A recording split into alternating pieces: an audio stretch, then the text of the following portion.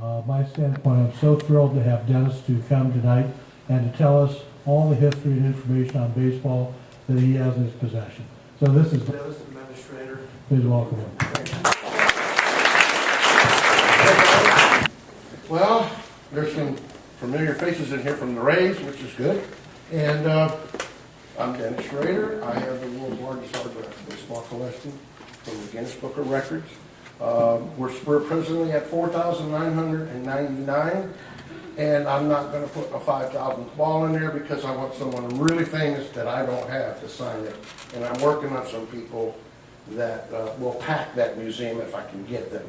Anyway, I'm 112 years old. I don't look it because I work out, but this isn't tan, this is rust, all right? Some of you older people in here can bear with me because, you know, we just got through hurricanes and we got Halloween coming and Thanksgiving and Christmas, and Halloween was always my favorite in Largo. And today in our neighborhood, all the yuppies don't want to take their kids out. So I take the kids around the neighborhood. And last year my rheumatoid arthritis was so bad that I was the only Power Ranger in a walker. I asked for soft fiber candy. In about every other house I have to use the bathroom. Golden years, right? Getting lucky means finding your car in a parking lot. But anyway, we're going to get into baseball here if I can make things work, because I don't have my setup, I have theirs. And she said, turn it on, dummy, push the button. Okay, that's the entrance to Schrader's Little Cooperstown in the museum down by the pier. It's called the St. Petersburg Museum of History. And by the way, those aren't mine. I thought I had my glasses on.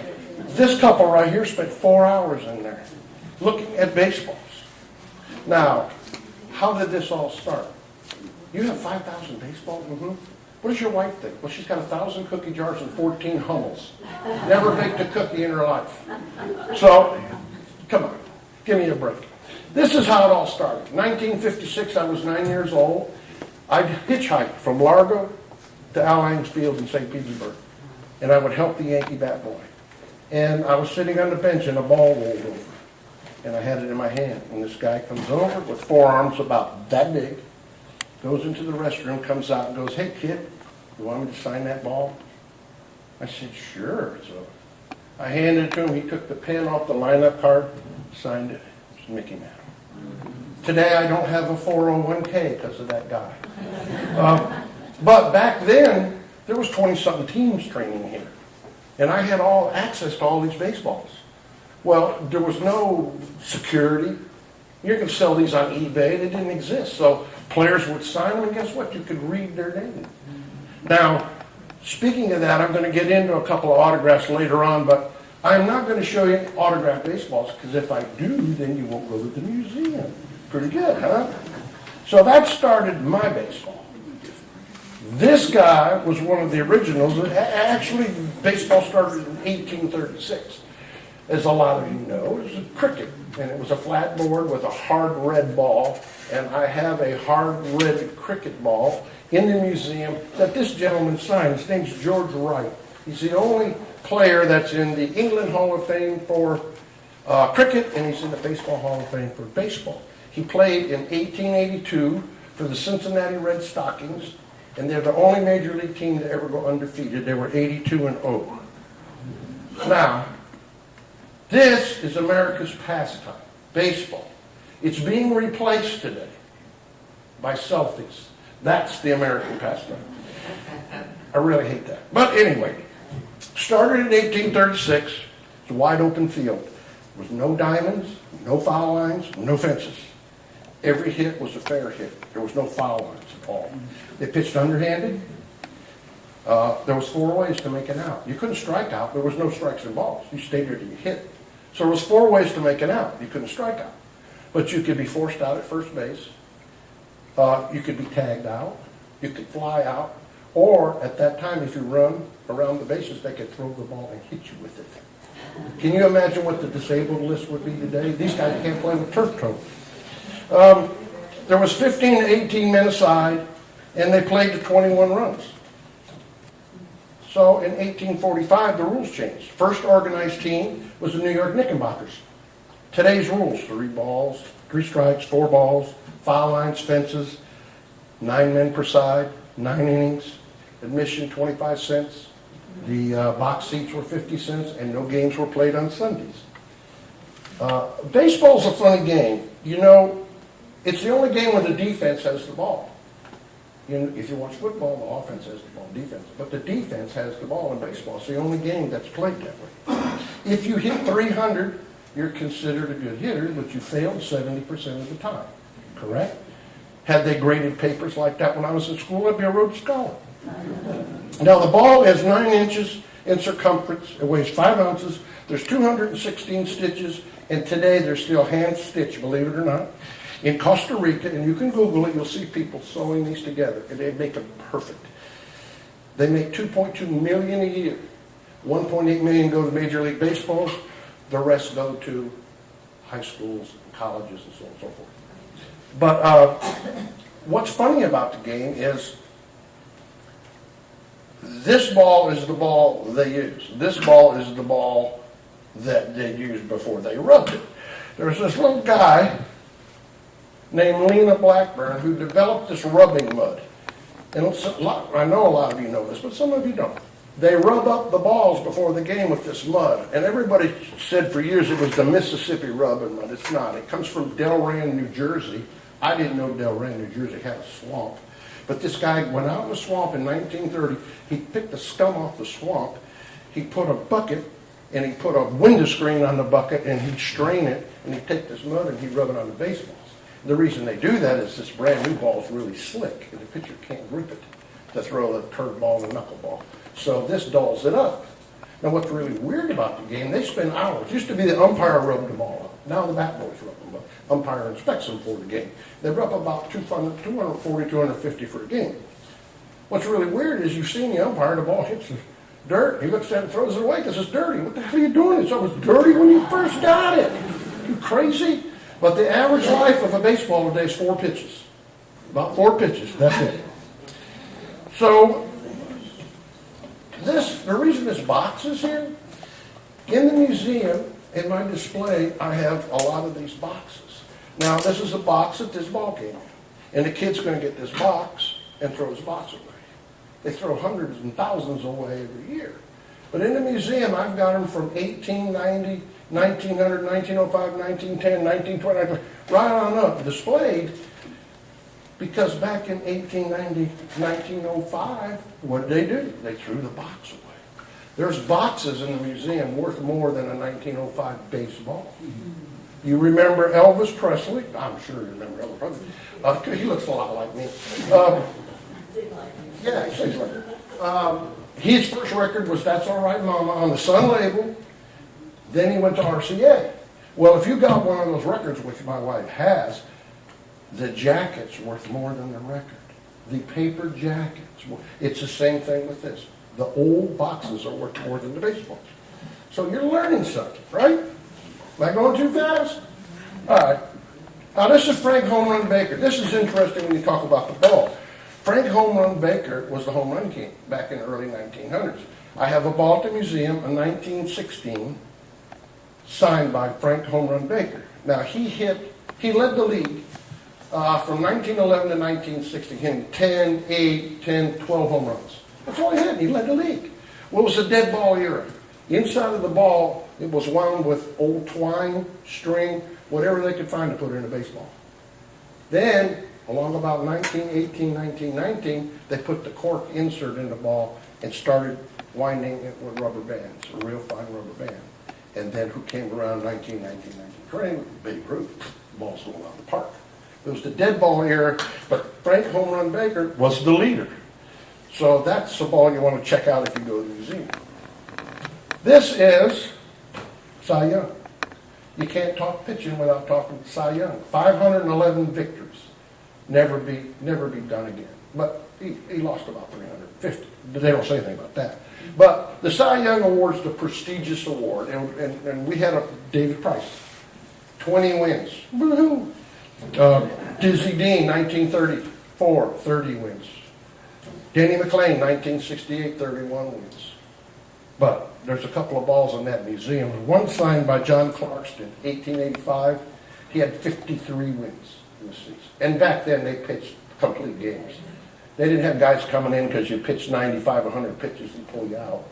And they had this guy and then a setup guy, then a closer, and then, come on. I have a Charles Oldhouse Rayburn ball in the museum, 1884. He had 59 victories in one season. 59 victories. He pitched double headers.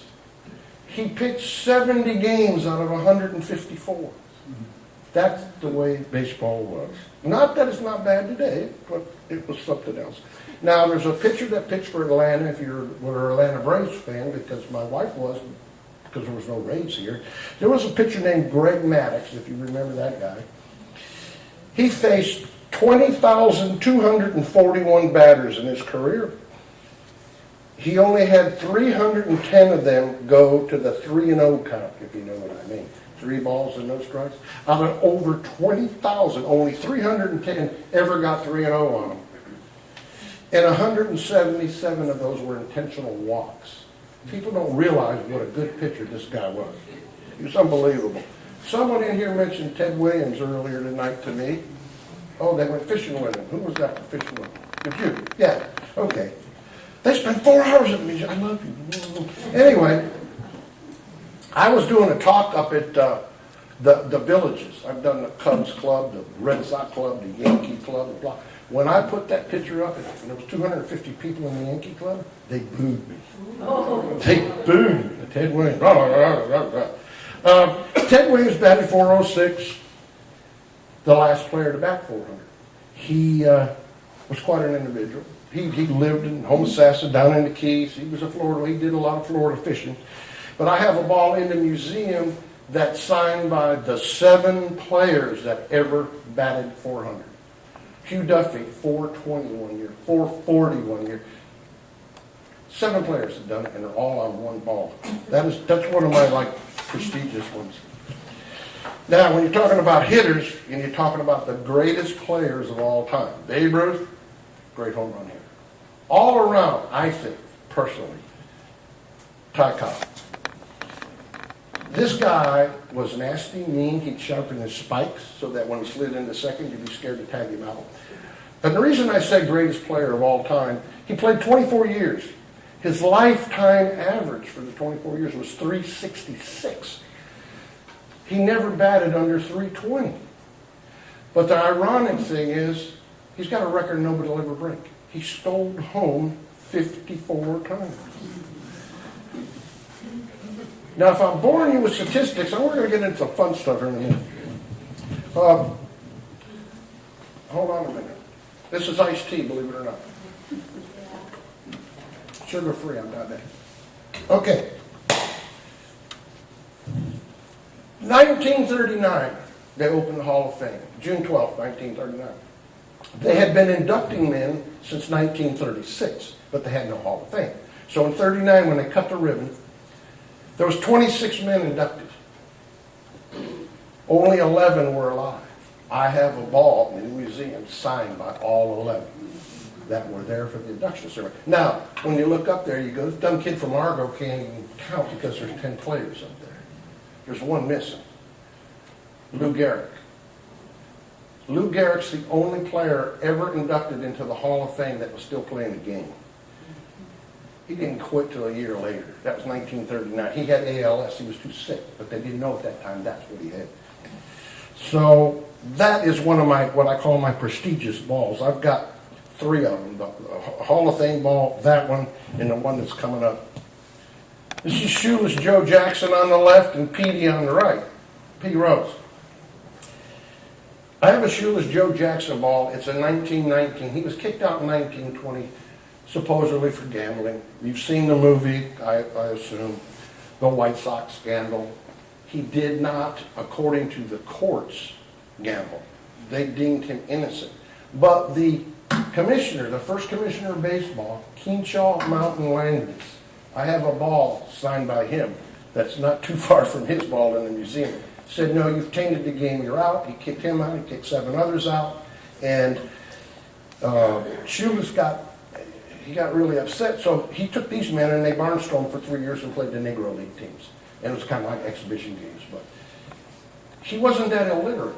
If you look at that ball, you'll see where he labored to sign his name. He only signed about 6 baseballs. That ball's worth about $250,000 because there isn't any. And he wasn't that illiterate. His wife taught him how to sign the back of his paycheck. So he could sign his name. Later in life, she signed for him because he was embarrassed to sign. He just wasn't.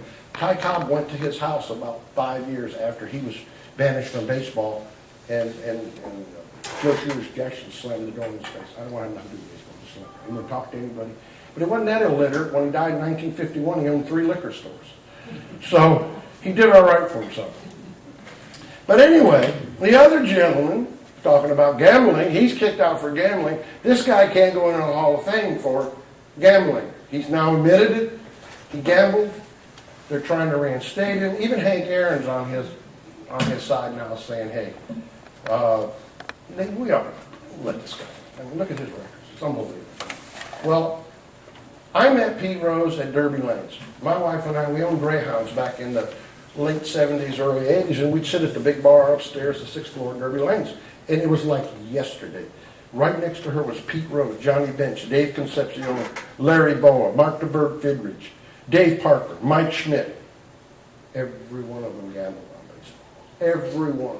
Pete stiffed his bookie for $50,000. His bookie turned him into commissioner. You know the rest of the story. Last time I saw Pete was in West Palm Beach. He signed an autograph in a restaurant he's partners with down there.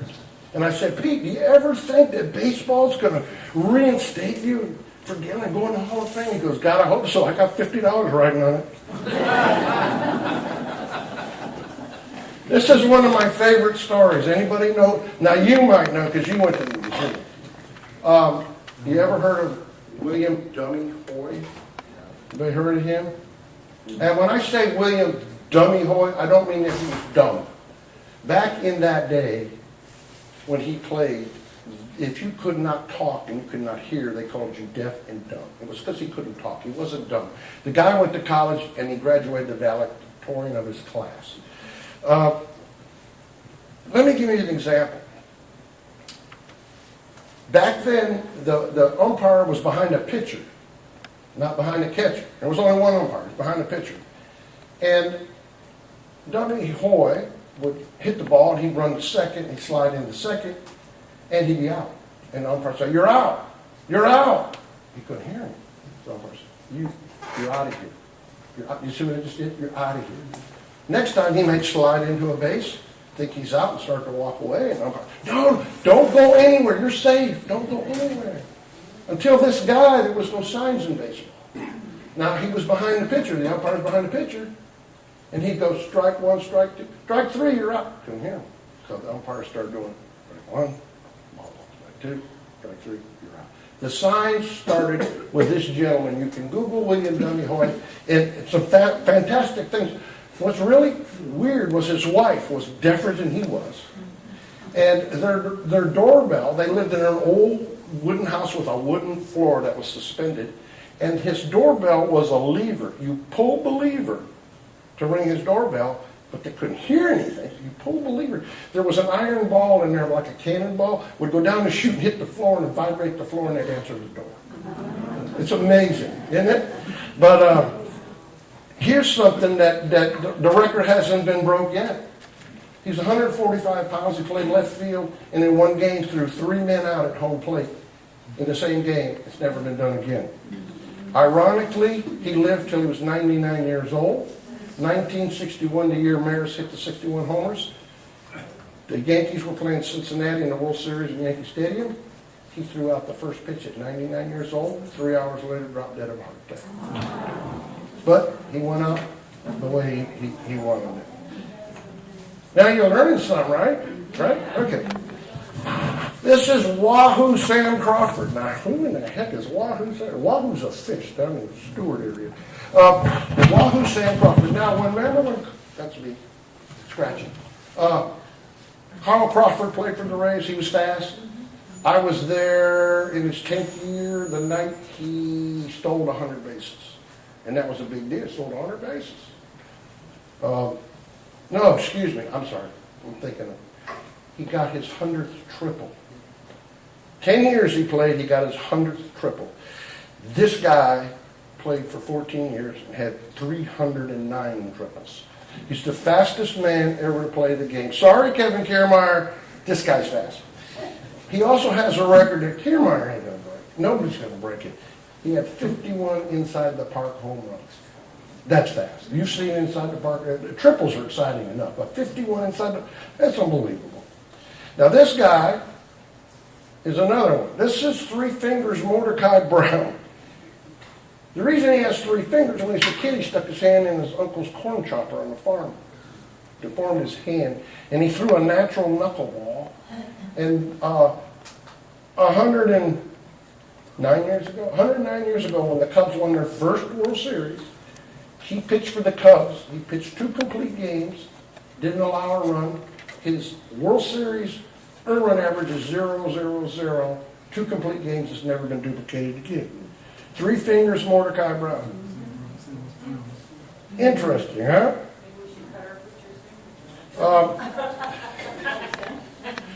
Now, this is autographed baseball card. Just one, just 2, right here.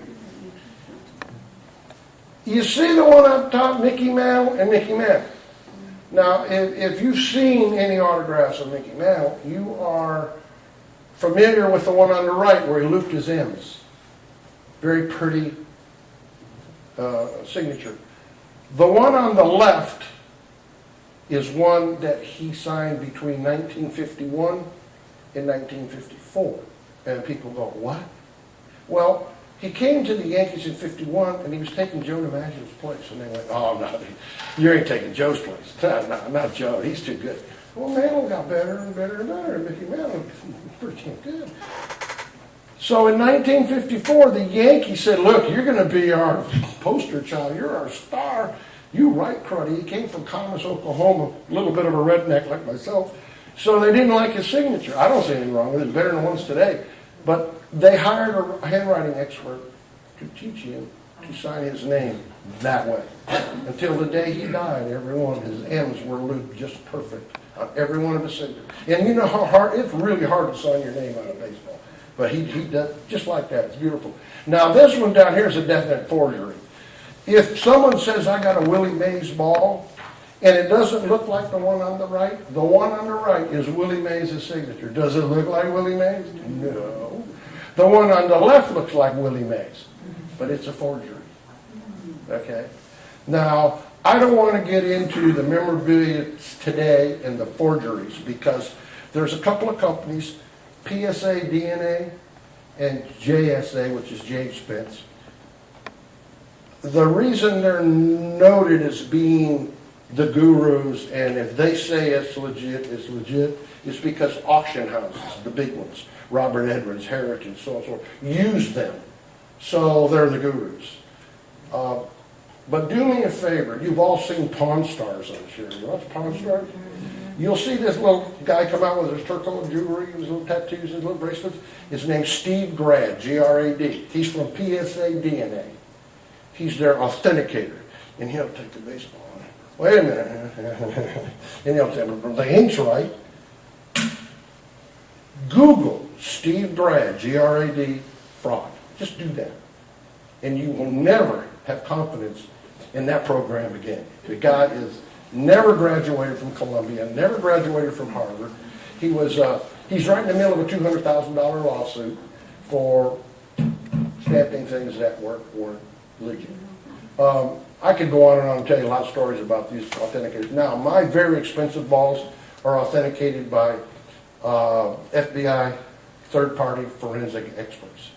FBI has your signature. If you ever filled out income tax, they have your signature.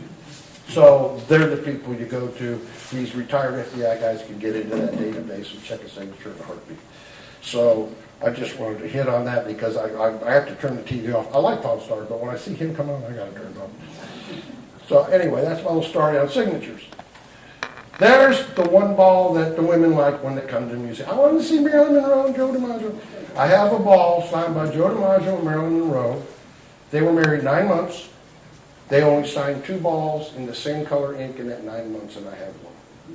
And it's at the museum, so you need to go down there and take a look. That's all I can say. This is, I have a whole display on the Negro League. Now, I spent a lot of time writing them and getting the players that played in the Negro League. And I have about 185, 90 Negro League players. But let me tell you a few things. When I do the Great American Teaching at school, the kids just look at me like, this woman's crazy. And then I tell them to look it up on their computer. The big card up there, Jackie Robinson, you all recognize him. Broke the color barrier in 1947. Well, Jackie Robinson might have broke the modern day color record, but he was not the first black player to play in Major League Baseball. This is when the kids look at me, because that's all they saw the movie, that's all they've seen. The first black player is the guy down in the bottom right. That is a guy by the name of Bud Fowler.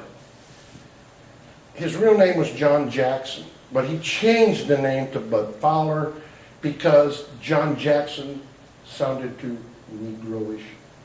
There was a lot of black people back then, their last name was Jackson. So he changed it to Bud Fowler. There was 4 others, the Moses brothers and 2 others. They play in the Iowa Western League. Now the guy on the top up there is a guy named Cap Anson. I have a ball signed by him.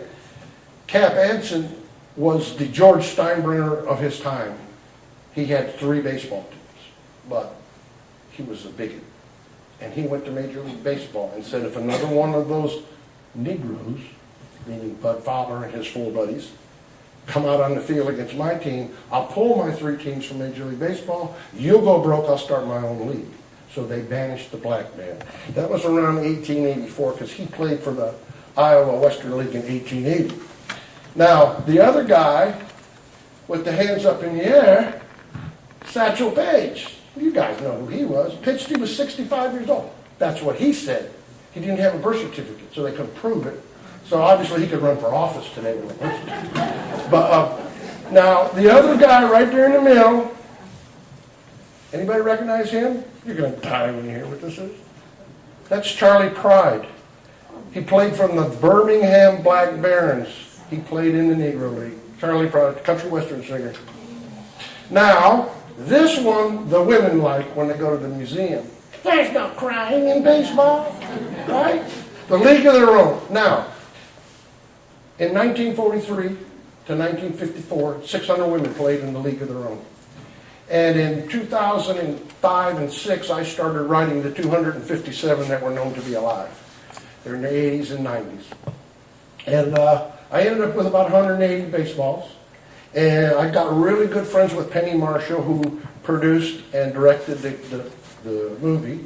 She sent me a Roxford Peaches hat that she signed that's on display there. There's a ball signed there by Rosie O'Donnell, Madonna, Tom Hanks, the stars of the movie.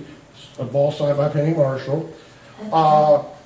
And I would write these ladies and self-addressed stamp envelope, yes or no, will you sign the ball? I'm trying to put you in this museum I'm going to build someday, and I want to recognize the girls. And they all would write me back. They were so happy. Yes, send me a ball. I just wouldn't send them a ball. Send me a ball. So then I'd send them a ball, postage paid, all that coming back, and they'd sign it, and they'd send me a card and a thank you note. And they were just so happy. It was unbelievable. And this one lady said, she wrote me a special little letter after I'd sent her the ball and said, call me, I'm not signing the ball. And I went, so I called her. And why would you say yes, send me the ball? And I said, and then you're not going to sign it. So I called this lady. It was like 4 o'clock in the afternoon. She was like in Michigan somewhere. She's 91 years old. She got to the phone. She's going, I said, you okay? She went, yeah. I said, well, you're out of breath. Well, I'm 91 years old. I went, oh, okay. I said, this is Dennis Schrader, blah, blah, blah, blah. And you said, call you. You didn't want to sign my ball. And after you said you would. She went, it's not the right ball. I went, excuse me? She said, it's not the right ball. That's a major league ball. That's not the ball they used when we played in that league. I played in 1944, 45, 46. That ain't the ball. I said, well, what is the ball? She said, I'll send you one signed. So in the museum, there is a ball that's bigger than this baseball, but smaller than the softball. It's in between, and it says girls, AAGA, American League. It's the original ball. She goes, by the way, while I got you on the phone, how many balls have you gotten back from these girls?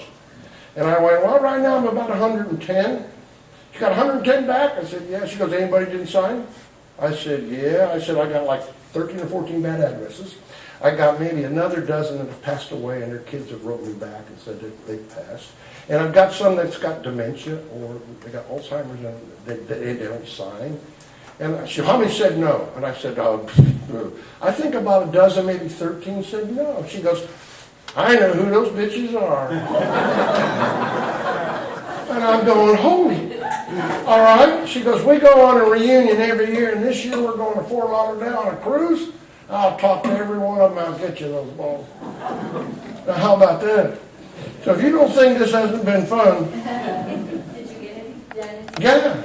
Is this the same exhibit that was at the Ted Williams Hall in the top of the field? No, for a while? no. You have a different one? I have a whole different one. Mine's a lot better than theirs. All right.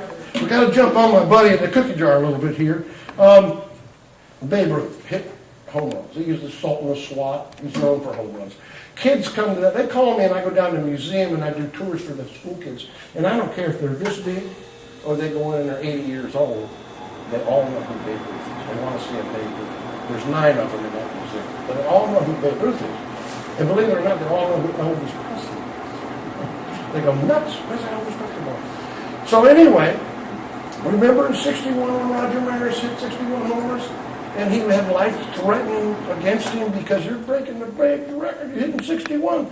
Asterisk. We're going to put an asterisk next to it because Babe hit 60 in 154 games.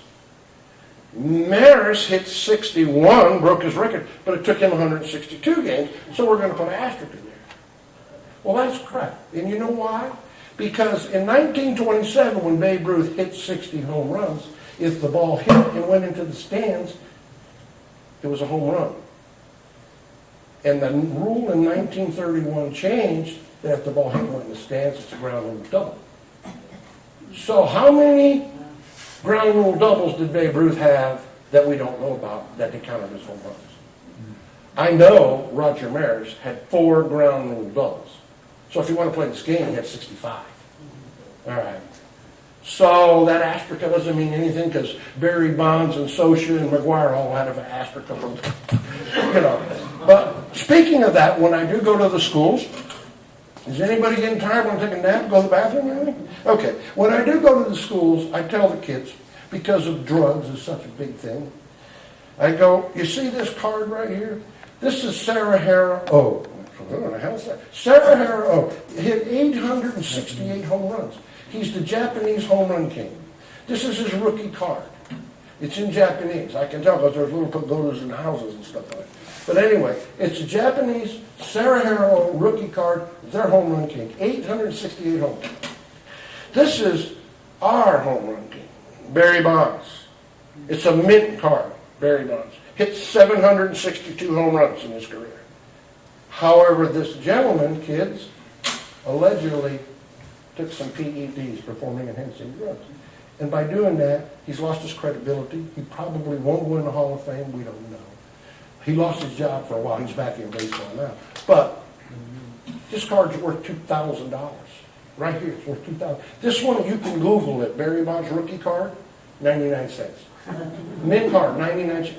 I don't tell the kids that they printed 2 billion of them, and they only printed 200 of these. See? But the teachers do email me back weeks later and say, hey, the kids are still talking about those cards. We've been trying to drive drugs through their heads, say no to drugs. And the hands go up when I do that, say no to drugs. So I did give something back from all that I stole when I was a kid. But, okay, we're off of the home run hitters. And now I'm going to tell you about the celebrity wall. I have 500 at least balls that are celebrities. They're not baseball players, they're football players, they're politicians, they're actors, they're actresses, blah, blah, blah, blah. And some of them are pretty unique, like this little lady.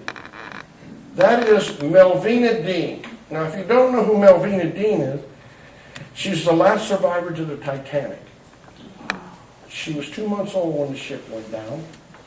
And They tried to put a life jacket on her, and it was too big, so they took a rope and wrapped it around her and the life jacket and tied it to her. Gave the rope to her mom. Her mom made it, her dad didn't. He drowned. But anyway, I searched for her for 2 years because I said, you know, when I saw the movie Titanic, there's got to be somebody left. There's got to be somebody left. So I found her in a Southampton nursing home in England. And so I wrote to her and self-addressed stamp, da-da-da-da. She wrote me back that little note. I know it's hard to see, but on there it says, I'll sign your baseball if you give me 10 pounds. 10 pounds of what? And Mary said, just put a $20 bill in there and send it to her. So I did. I boxed it up. Da, da, da. The postage there and back was $100 and something. Yeah, to London.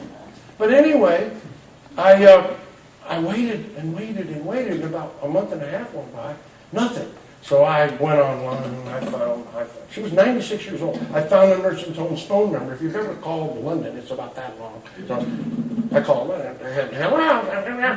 And British have a problem with their attitude. They don't like us. I think it's because we have a dental plan and they don't. I'm not sure. But this woman was so nasty. Nothing goes in and out of here without the supervisor's permission. I went, well, I sent a baseball. We know, it's sitting right here on my desk. It's all wrapped up, ready to go. I said, put it in the mailbox. When the supervisor gets off vacation, send it to you. Well, anyway, if we bond one, then it's fine with me. But she signed the ball, Melvina Dean, December 2008, and in March 2009, 97, she passed away. But who had the forethought to have a ball signed by the last time? I'm proud of that one. And that's on my timeline wall, which I'll get to shortly. This is another one. Neil Armstrong, first man on the moon.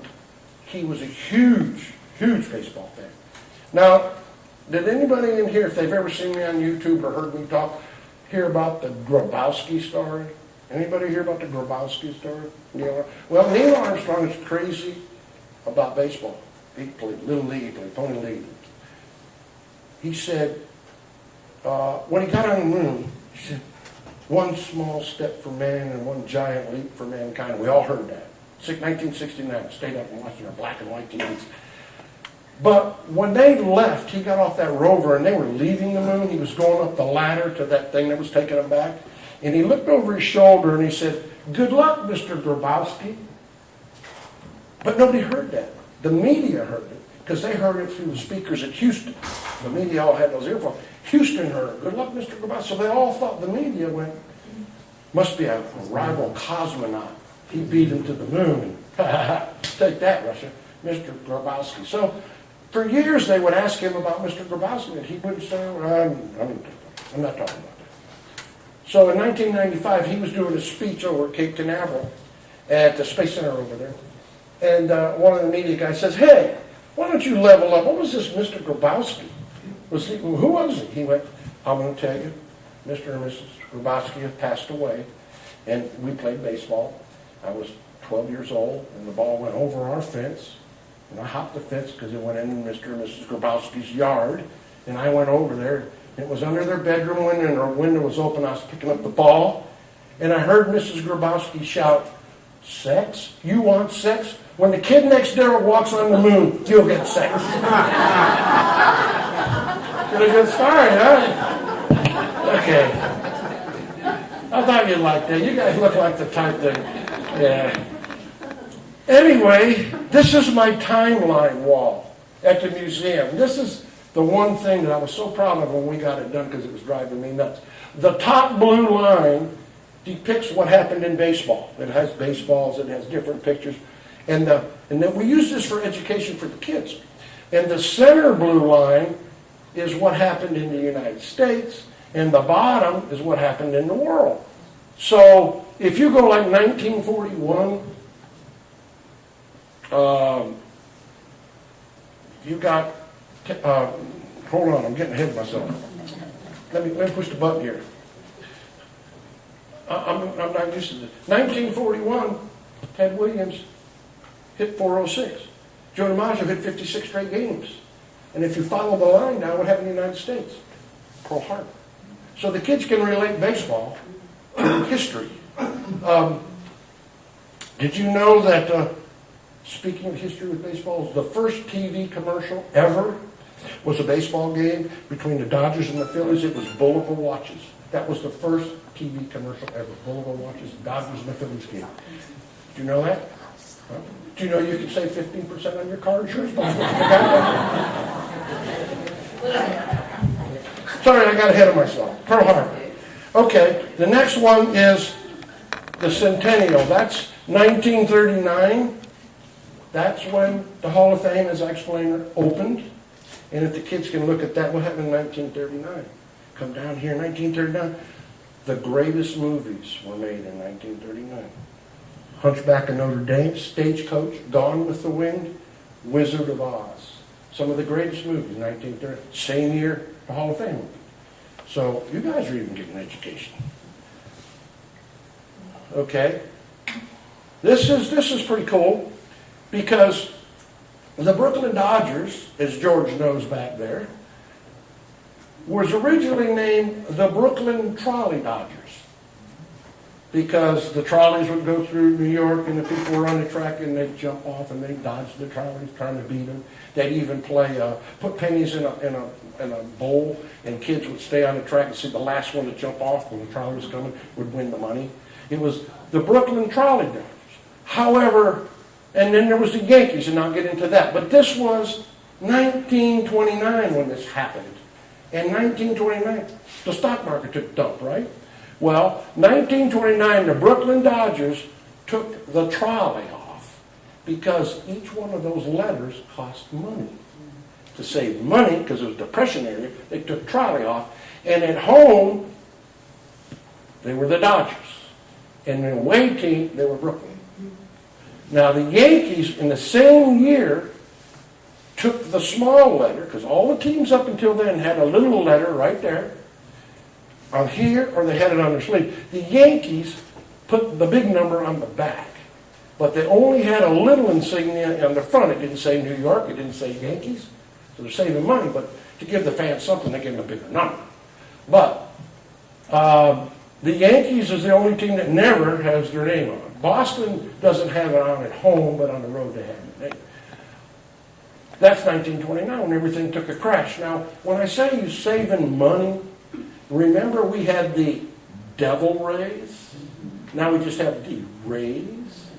The Devil? That wasn't Sternberg's wife that said, I don't like that. That's not.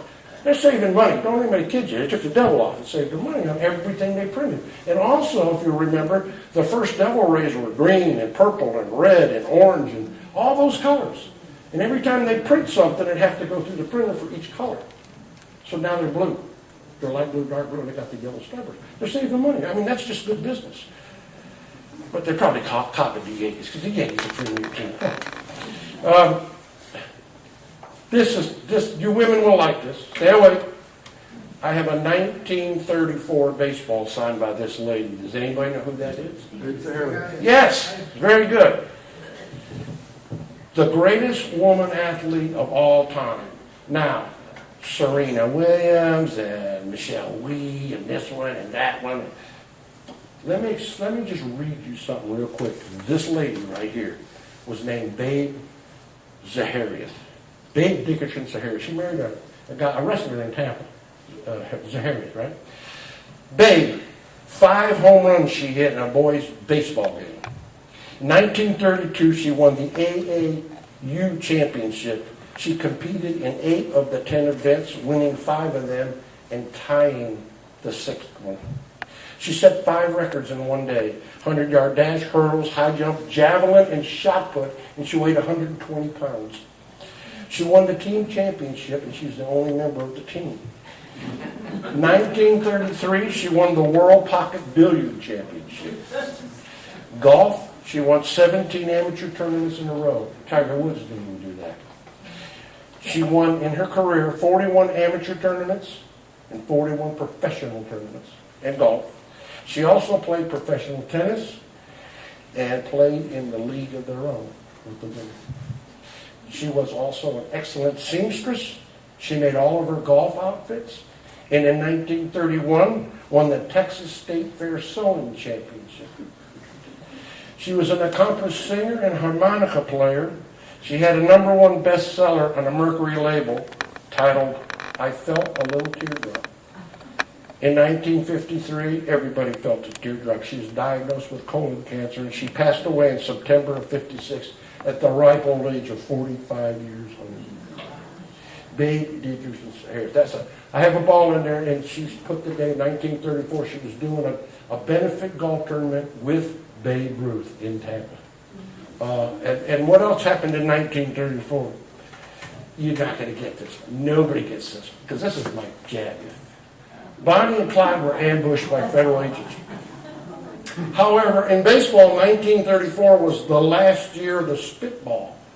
They had banished it 17 years before, but it took 17 years. Everybody was grandfathered in, and the last guy to throw a spitball in 1934 was Burley Grimes. Yeah. Oh, what I like is this little ISIS guy that's pitching for the Rays now, the Romo. He walks around the mountain. Like that. Come on. Okay, now this is the fun part, and you guys are going to, everybody's old enough to get this, what I'm going to do next. This is the fun part. I'm going to get off of baseball. Do you remember, before internet, CDs, DVDs, email, voicemail, texting, and Twitter, do you remember hide and seek, dodgeball, ring around the rosy, London Bridge, hopscotch, jump rope, tag you're in? Mm-hmm. Your parents came outside and yelled for you to come home? No pagers, no cell phones. Endless summer days, endless summer nights, no air conditioners. The windows were open. You could hear the crickets. You don't hear the crickets today because your windows are closed. You're using your AC. Running through the sprinkler. Cracker Jacks and cereal boxes had that real prize in them. You had a popsicle with 2 sticks. You could break it, share with a friend. Black and white TVs with rabbit ears and tinfoil on them. And then you got an antenna. Remember, you got an antenna? And you had Channel 8 on and wanted to watch Channel 13. It wouldn't come in, so you have to go outside and turn the antenna pole to get Channel 13. And she'd go, yeah, stop, I'm going to find it. You remember this stuff, right? Saturday morning cartoons, Tom and Jerry, Daffy Duck, Mighty Mouse, Rocky, Bullwinkle. How about Cisco Kid? Roy and Dale, Annie Oakley, Ed Sullivan, Alfred Hitchcock. On the radio, the Shadow Knows. Yep. Hey, girls. Yeah, hey. My favorite was Superman. Black and white Superman. The first woman was I can't think of her name. Phyllis Cole. I couldn't get her autograph, but I got the next one. No, I got her, and I even asked her if she knew where I could find. I couldn't find her, but I got that. Superman, because like. It's the purpose of playing the Superman. This is Superman, the visitor from another planet with powers and abilities far beyond those of mortal man. Superman, who could bend steel with his bare hands, change the course of mighty rivers, and who disguises Clark Kent, a mile man, a reporter for a metropolitan daily newspaper, fights a never-ending battle for truth and justice the American way. He made America great again before Trump even thought about it. Right? That's a tough one to do. We rode bikes with no helmets, toys, cribs, painted with lead paint. Oh my God, I had no child-proof lids on the bottles. And we didn't pick up poop in a plastic bag. We bought poop in a plastic bag. You know, and the worst thing you could do, I caught, talk about time out. There was no time out. I got beat. I used my mom's pinking shears to cut paper. Right? You do that? Oh, that was the worst beating I ever had. Don't get the stick. No, you're going to hit me with it. The most important thing I learned to do was hide under my desk in case of a nuclear attack. Remember that? Yeah, fireballs coming, we're going to hide under kindling. Great. We had Little League tryouts, and not everybody made the team. But those that didn't learned to deal with disappointment. We fell out of trees, we broke bones, we got chipped teeth, we got cut. There wasn't any lawsuits. We had no one to blame but ourselves. Work meant taking out the garbage, cutting the grass, washing the car, doing the dishes. That's when a quarter seemed like a fair allowance. Kool-Aid was the drink of the summer, or a swig from that garden hose. We didn't have Zephyr Hills spring water. Do you actually believe in Zephyr Hills? If you dig down 10 foot, you're going to hit garbage. There is no spring water in Zephyr Hills. There's a guy in Pittsburgh filling his bathtub with a saucepan, putting it in Zephyr Hills box and shipping it down. That's garlic. And then these people, and hurricanes coming, what did they do? They went and got all this water. What does the hurricane bring you, dummies? It brings rain. Put some pans out. You get all the water you want. I don't understand it. But anyway, that's today. Remember the field trips when you were in school? A little lunch pan, a little thermos, and soggy sandwiches? But Mom was always there when you got home from school. The son. A parent could discipline a child, and nobody, not even the child, thought anything about it. There wasn't no timeouts.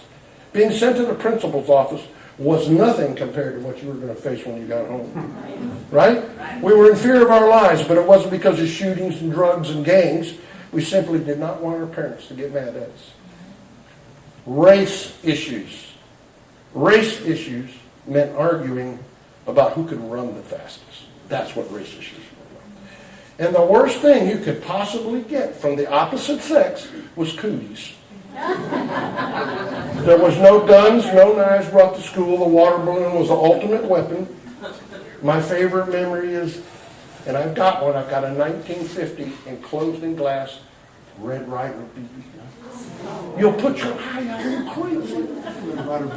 Now, if you can remember these times we lived in, this is an era that nobody else will ever live in. I mean, it was an era long gone. Sadly, it's past.